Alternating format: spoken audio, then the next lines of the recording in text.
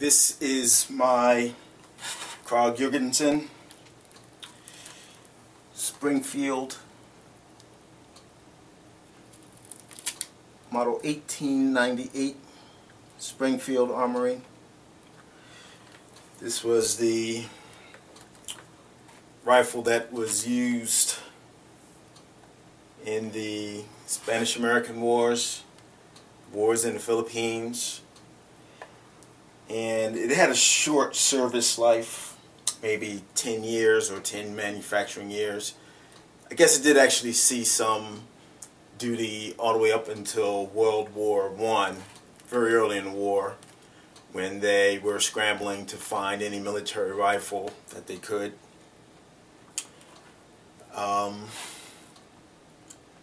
This particular one I purchased in 2007. At first I did not know exactly what it was. I saw several of them standing up in the gun show, in the gun store, and I asked to see one, took it down, looked at it.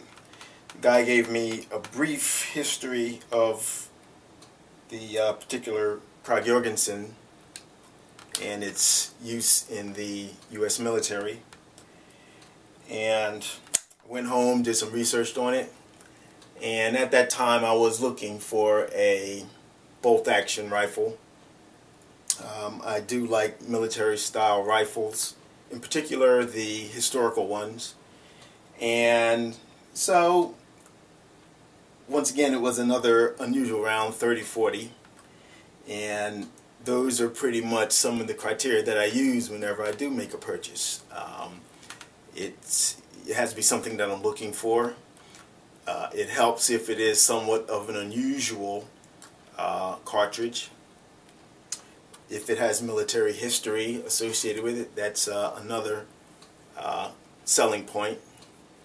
And so I decided to go ahead and get it. And of course the first thing that I really wanted was a bolt-action rifle, so I decided to get this one. Now this is not the original length, I believe, of this particular rifle. My understanding is that they did make a Krag-Jorgensen carbine. I don't believe that this is actually one of them. I understand that they also took rifles, the military themselves, or had their contractors do it, and make carbines of the rifles. And I'm not sure whether or not this is one of those either.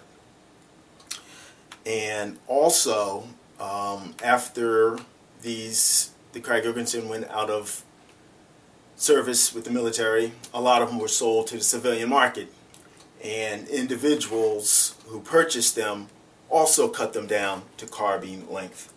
So I'm not sure if this was an original carbine length, which I doubt. I'm not sure if it was a military cut down version, which I cannot verify, or if it was a civilian cut down one, which is also something I can't verify. So while it does have some historical significance, in terms of actual collector's value, I would say that this is probably fairly low on that scale, but it is a good model. It doesn't have any rust. The action works quite well, as you can see, and this is one of the best actions they probably ever invented. I mean, this is just a smooth action. I mean, this thing is like butter. No hang-ups on it at all. And it is a very, like I said, it's a very interesting weapon.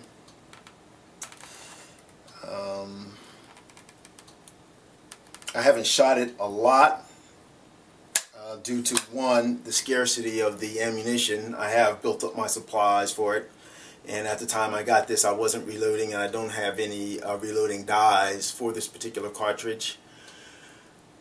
And it seems as if you wish to purchase the commercially available ammunition, that seems to be seasonal runs of that. So if you don't catch it during the seasonal run, you probably have to wait until the next season that they actually manufacture them.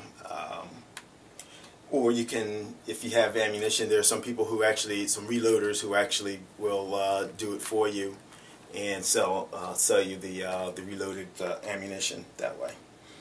But as I said, it's the scarcity of the ammunition, the age of this weapon. There are a couple spots on the stock itself which have fractures on there, so I don't want to actually overstress it by using it too much. And so it is somewhat of a conversation piece, more so than a weapon that I would take to the range and just fire 2 and 3 boxes of ammunition through it at a time.